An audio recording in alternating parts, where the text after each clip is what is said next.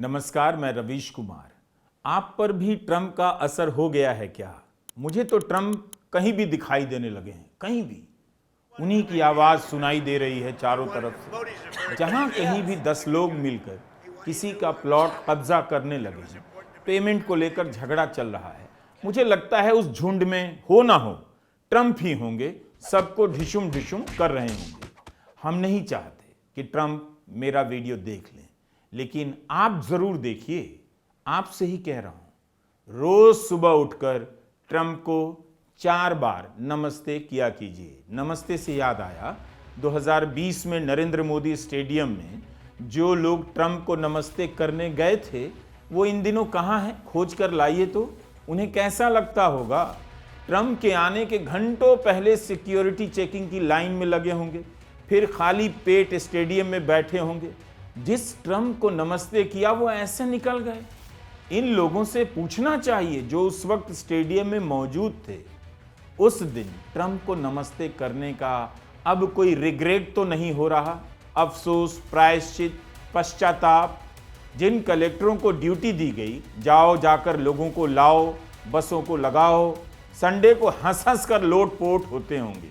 लेकिन seriously in लोगों से पूछना चाहिए कि 5 साल बाद ट्रंप को लेकर अब कैसे सोच रहे हैं। क्या ट्रंप आएंगे तो फिर से उन्हें यही लोग नमस्ते करने जाएंगे? ट्रंप को देखकर खोसला के घोसला के बोमन ईरानी की याद आ जाती है। बोमन ईरानी ने खोसला के घोसला को अपना समझ रखा था। ग्रीनलैंड की बात ऐसे कर रहे हैं जैसे सपना विहार का खाली प्लॉट हो, जिस पर अथॉरिटी की नजर नहीं पड़ी मगर ट्रंप की पड़ गई। कह रहे हैं ग्रीनलैंड वालों को पसंद हो ना हो, मैं कब्जा करने जा रहा हूं, क्योंकि मैं छोड़ दूंगा तो रूस या चीन कब्जा कर लेंगे। ये जो स्पिरिट है, भाव भारत के कब्जा करने वालों से मैच कर जाता है। जो भी प्लॉट होता है वो कब्जे के लिए ही होता है। आप नहीं करेंगे, कोई और कर लेगा।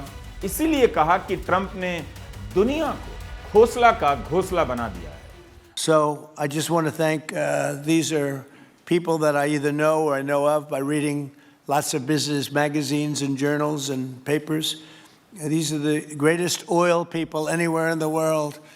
Harold Hamm, I see, is here. Harold, you know, there's a story about Harold Hamm that he can look at a piece of land, put a straw into the land, and oil pours out. Is that true about you? बंदा Iran पे भी engage है, बोल रहा है जो protest कर रहे हैं उन्हें कुछ भी हो गया तो जोर का मारूंगा। ईरान में प्रोटेस्ट करने वालों को सपोर्ट कर रहे हैं और अपने देश में प्रोटेस्ट करने वालों को धमका रहे हैं।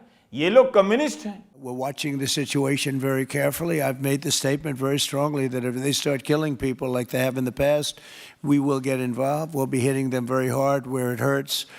And that doesn't mean boots on the ground, but it means hitting them very, very hard where it hurts. So we don't want that to happen. मतलब ट्रंप को समझना मुश्किल ही नहीं, नामुमकिन भी है। क्लास ही अलग है बंदे का। प्रधानमंत्री मोदी को यह नहीं समझना चाहिए कि ट्रंप व्यस्त हैं तो उनका ध्यान उन पर नहीं है। मैक्सिको पर अटैक करने की बात करते करते इंडिया पर भी ट्रंप का बयान आ जाता है। प्रधानमंत्री मोदी का भी नाम ले ही लेते हैं। होता है ना, जैसे स्कूल के प्रिंसिपल आंखें बंद कर सोए हैं और लड़के चुपचाप दबे पांव स्कूल से भागने की फिराक में निकल रहे हैं। तभी प्रिंसिपल की आंख खुल जाती है, सारा प्लान फेल हो जाता है। पता चलता है बंदा तो सोया ही नहीं था, सोने का नाटक कर रहा था। ऐसा ही कुछ फील हो रहा है ट्रंप और मोदी के रिलेशन को देखकर।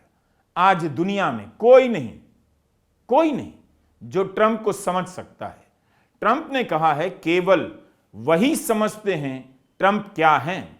अपनी परिभाषा, डेफिनेशन खुद बता रहे हैं। न्यूयॉर्क टाइम्स से ट्रंप ने कहा है उनकी शक्ति की कोई सीमा नहीं। अगर कोई उन्हें रोक सकता है तो खुद उनका दिमाग, उनकी अपनी नैतिकता, मोरालिटी। आप ट्रंप के बारे में जैसा भी सोचते हैं, ठीक ठीक ट्रंप ने अपने बारे में वैसा ही बता दिया है। परमात्मा ने भेजा है, इस टाइप का दावा ट्रंप ने नहीं किया जैसा पीएम मोदी ने किया था। लेकिन ट्रंप ने ट्रंप के बारे में जो कहा है वो इस टाइप की बात से मैच हो गया है। इसे हिस्ट्री में द ग्रेट कोइंसिडेंस कहते हैं, संक्षेप में TGC मतलब आप बंदे के बैड होने के बारे में जो कुछ भी सोच रहे हैं, बंदा भी कह रहा है ऐसा ही है बैड, हूं बैड, क्या कर लोगे। इसे ही TGC कहते हैं। TGC को आप एक लोकप्रिय हिंदी गाने से भी समझ सकते हैं, जैसे साड़ी के फॉल सा मैच किया रे, कभी छोड़ दिया दिल कभी कैच किया रे। ये आदमी कब किससे मैच हो जाएगा, कब किसे छोड़ देगा, कोई ठिकाना नहीं। अगर आप अपने अपने देश के प्रधानमंत्री या राष्ट्रपति को नहीं समझ पा रहे हैं तो ट्रंप को ही समझ लीजिए, बाकी का सारा सिलेबस हल्का हो जाएगा, ऐसे ही कवर हो जाएगा। बताइए, न्यूयॉर्क टाइम्स के पत्रकार से कह रहे हैं उनके पावर की कोई हद नहीं है, अगर कोई उस पर रोक लगा सकता है तो उनकी अपनी नैतिकता और उनका अपना दिमाग। हंसने की बात नहीं है। आप ट्रंप को गंभीरता से लें ना लें, लेकिन ट्रंप अपने आप को बेहद गंभीरता से लेते हैं। मजबूत नेताओं की यही क्वालिटी होती है, वे हमेशा खुद को लेकर सीरियस रहते हैं। ट्रंप तो कई बार हंस भी देते हैं, मगर बाकी के मजबूत नेता हर समय सीरियस नजर आते हैं। ट्रंप एक तरह से ट्रंप पर आ गए हैं कि जो वो सोचते हैं वही सही है, जो तय करेंगे वही नैतिकता है। यूरोप के नेताओं का फोटो देख रहा था, निकाला सबका फोटो, बड़े बड़े स्टाइल वाला। इस बंदे में कुछ तो पावर होगा, सोचता रहा। ब्रिटेन वाले में, फ्रांस वाले में, जर्मनी के राष्ट्रपति के मामले में कोई तो पावरफुल होगा, डेनमार्क का, पोलैंड का, इटली का, नॉर्वे का। ट्रंप ने इन सब के साथ बहुत बुरा किया, सबकी गत निकाल दी। अब लगता नहीं कि इन लोगों में कुछ पावर वावर है। ट्रंप ने कह दिया कि नेटो की नेतागिरी उनकी वजह से है, यूरोप की वजह से नहीं। उनके बिना नेटो कुछ भी नहीं, और पुतिन यूरोप से डरते वरते भी नहीं, डरते हैं तो सिर्फ मां बदौलत ट्रंप से डरते हैं। ये सब सुनकर जर्मनी, फ्रांस, ब्रिटेन से आने वाले नेशनल चीफ को, राष्ट्रपति या प्रधानमंत्री को अब भारत से कोई रिसीव करने एयरपोर्ट नहीं जाना चाहिए। मैक्रोन से कह देना चाहिए, आप अगर दिल्ली आ गए हैं तो ओला उबर कर लीजिए। जयशंकर मैक्रोन को टेक्स्ट कर देंगे और लॉग आउट कर जाएंगे, सॉरी एयरपोर्ट कोई नहीं जाएगा, बहुत जाम है, आप उबर या ओला से सीधे विदेश मंत्रालय आ जाइए। वहीं से पीएम मोदी से मिलने चलेंगे। किसी विदेशी नेता के भारत आने का सारा चार्म इस ट्रंप ने खत्म कर दिया है। जिनके देश का ठिकाना नहीं, कब ट्रंप कब्जा कर लें उनके आने पर लगेगा ही। प्रधानमंत्री मोदी फालतू टाइम वेस्ट कर रहे हैं। जर्मनी के राष्ट्रपति ने कहा ट्रंप ग्लोबल ऑर्डर को डिस्ट्रॉय कर रहे हैं, लेकिन किससे कह रहे हैं, उनकी कौन सुन रहा है। केवल उनकी बात को लेकर हेडलाइन छाप दी गई है। किसी ने बोला कि जर्मनी के राष्ट्रपति ने बहुत सही कहा, ट्रंप ने ध्वस्त कर दिया, किसी ने नहीं कहा। मुझे लगता है ट्रंप को केवल योगी जी ही चैलेंज कर सकते हैं। उन्हें जाना चाहिए अमेरिका, कम से कम वहां के हिंदू संगठनों में जान आ जाएगी। मेडिसिन स्क्वायर में जिन लोगों ने प्रधानमंत्री मोदी की रैली का आयोजन किया था, फिर से उन लोगों को पकड़ कर लाना चाहिए। अरे भाई, बहुत सन्नाटा है अमेरिका में, प्रधानमंत्री मोदी, मुख्यमंत्री योगी, किसी को बुलाओ, कोई कार्यक्रम करवाओ, भाषण वाषण हो, तालियां बजे।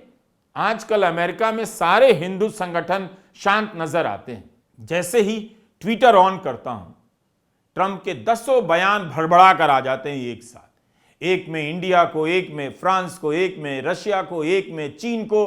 बंदा धमकाए जा रहा है। बंदे का दिमाग पर असर नहीं होगा तो क्या होगा? किसी भी देखने वाले के दिमाग पर ट्रंप का असर हो जाएगा। बजरंग दल वालों को भी ट्रंप से कॉम्प्लेक्स हो सकता है। इतना कोई प्रेसिडेंट बोलता है जी? हमने तो नहीं देखा किसी राष्ट्रपति को बिना टेलीप्रॉम्प्टर के इतना बोलते हुए। पता करना चाहिए ट्रंप ने प्रेसिडेंट बनने से पहले हिमालय की किस गुफा में तपस्या की थी। विच गुफा? भारत में तो ऐसी एक गुफा आज भी होगी जहां 2019 के चुनाव के बाद प्रधानमंत्री मोदी ने तपस्या की थी। आज ट्रंप के बोलने के सामने प्रधानमंत्री मोदी चुप से नजर आते हैं। 12 साल से एक प्रेस कॉन्फ्रेंस नहीं कर सके। ट्रंप एक दिन में 12 बार प्रेस से बात करते हैं। ट्रंप से कॉम्प्लेक्स तो होता ही होगा उनको। इंडियन अफसर भी कहते होंगे, सर आप भी प्रेस कॉन्फ्रेंस कर लीजिए, हम लोग भी साथ में रहेंगे। जो भी पत्रकार आएगा, ईडी की फाइल रेडी रहेगी। जब कोई पूछेगा नहीं तो प्रेस कॉन्फ्रेंस से क्यों डरना। करते हैं ना अपन भी रोज शाम को एक प्रेस कॉन्फ्रेंस। इस दुनिया को हम कैसे समझें, हाउ टू अंडरस्टैंड, ये बड़ा सवाल है। कल जिस दुनिया को समझ रहे थे वो दुनिया आज तो है नहीं। आज जिस दुनिया को समझ रहे हैं वो कल रहेगी नहीं। मगर ट्रंप अब परमानेंट लगने लगे हैं।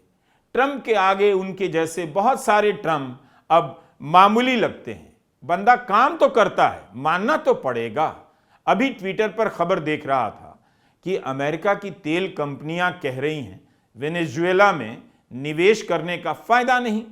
फिर अचानक दिखा कि ट्रंप साहब छाता लिए आ रहे हैं, बारिश हो रही है, कह रहे हैं मैंने तेल कंपनियों के साथ डील कर ली है, सब वहां निवेश करने वाले हैं। बताइए, हम लोगों ने प्रॉपर्टी डीलर को कुछ नहीं समझा, खासकर दिल्ली वालों ने।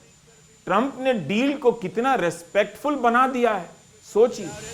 And if you don't want to go in, just let me know because I got 25 people that aren't here today that are willing to take your place. मुझे लगता है ट्रंप कभी नहीं सोते, हर समय जगे रहते हैं। दुनिया के किसी भी हिस्से में सूरज निकल रहा हो, उस हिस्से में ट्रंप का बयान भी निकल रहा होता है। तभी तो उनका नाम आते ही बाकी सारे ग्लोबल लीडर इन दिनों चादर तान कर सो जाते हैं कि हम तो सो रहे थे, सुने नहीं ट्रंप ने क्या बोला। ट्रंप ही नॉर्थ स्टार हैं, ट्रंप ही सुपरस्टार। ग्लोबल साउथ पर बहुत दिनों से कोई लेख नहीं दिख रहा। एक सवाल ही तो पूछा न्यूयॉर्क टाइम्स वाले ने ट्रंप से, आपका प्रशासन, एडमिनिस्ट्रेशन इंटरनेशनल लॉ को नहीं मानता। तो ट्रंप कहते हैं, मैं मानता हूं, लेकिन जब कोई अंतर्राष्ट्रीय कानून अमेरिका के आड़े आता है तो मैं डिसाइड करता हूं। और यह इस बात पर निर्भर करता है कि अंतर्राष्ट्रीय कानून की आपकी क्या परिभाषा है। यह ट्रंप कह रहे हैं। दरअसल ट्रंप जो कह रहे हैं वो इस दुनिया में कह रहे हैं जिसे इस हाल में अकेले ट्रंप ने नहीं पहुंचाया है। 2 साल से गजा पर एक देश बेलगाम होकर हमला किए जा रहा था, लोगों को मार रहा था। तब किसी को विश्व व्यवस्था, ग्लोबल ऑर्डर के ध्वस्त होने की बात नजर नहीं आ रही थी। उसके पहले भी कई देशों में लाखों लोग मार दिए गए। इराक से लेकर अफगानिस्तान, लीबिया, यमन, न जाने कितने देशों में। तब यह ग्लोबल ऑर्डर कहां था? पहले भी अंतर्राष्ट्रीय कानून अमेरिका के हिसाब से चल रहे थे। बस फर्क इतना है कि ट्रंप ने दावा कर दिया कि अब सबको उनके दिमाग से चलना होगा।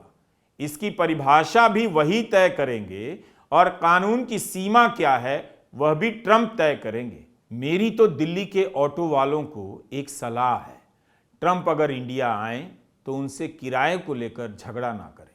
मामला टची हो गया है, पता नहीं प्लॉट देखने आए हैं या हक करने आए हैं। तो किराए जैसी छोटी चीज को लेकर ट्रंप को पिनकाने का ख्याल छोड़ दें, कोई मौका ना दें। इसमें दिमाग अब मत लगाइए कि ट्रंप जैसे नेता सत्ता में कैसे आ जाते हैं। टाइम चला गया। मजबूत नेताओं की भूख दुनिया को लगती है कभी कभी। दुनिया को पता है कि मजबूत नेता दुनिया को तबाह करते हैं, अपनी जनता को कमजोर कर देते हैं। फिर भी दुनिया को मजबूत नेता की कहीं ना कहीं भूख लग जाती है। सबको जर्मनी का पता है क्या हुआ था, कैसे हुआ था, किसने किया था। पता था अमेरिका में भी। जितना भी एनालिसिस सुनता हूं, जर्मनी अचानक टपक आता है। तो इसमें अब दिमाग मत लगाइए कि किस फ्रस्ट्रेशन में आप फ्रस्ट्रेट और नार्सिसिस्ट नेता को सब कुछ सौंप देते हैं।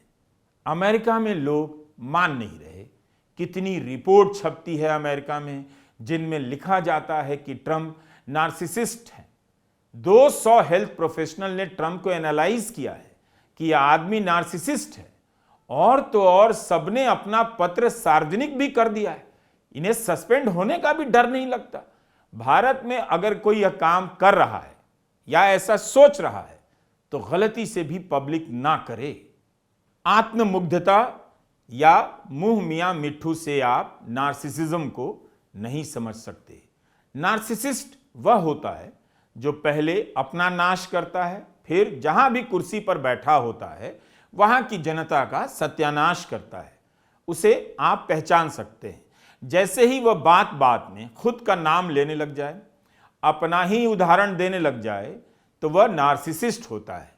खुद को जरूरत से ज्यादा महत्व दे, बाकी दुनिया की परवाह ना करे। दुनिया में जो भी जहां भी होता है उसे वह खुद से जोड़ लेता है। ऐसे आदमी को सेल्फ रेफरेंशियल कहा जाता है। जैसे ट्रंप के बयानों को देखिए। भारत पर टैरिफ की बात होती है तो कहते हैं मोदी मुझे खुश करना चाहते हैं क्योंकि मैं मोदी से नाराज हूं। यूक्रेन और पुतिन की बात आती है तो खुद को बीच में ले आते हैं।